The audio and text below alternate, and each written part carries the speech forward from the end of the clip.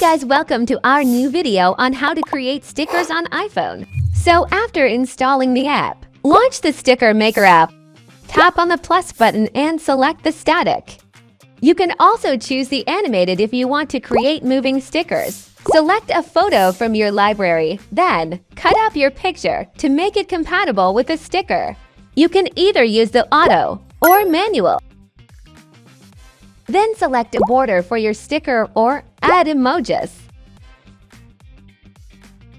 After that, tap on Save. Finally, add your sticker to an existing sticker pack or create a new pack. That's it. If you want to know how to edit stickers with the Sticker Maker app, just select the sticker that you'd want to edit from the collection section of your Sticker Maker. Cut out, rotate, change shape, or add emojis to your sticker. This will not change the existing sticker, but create a new one with your changes.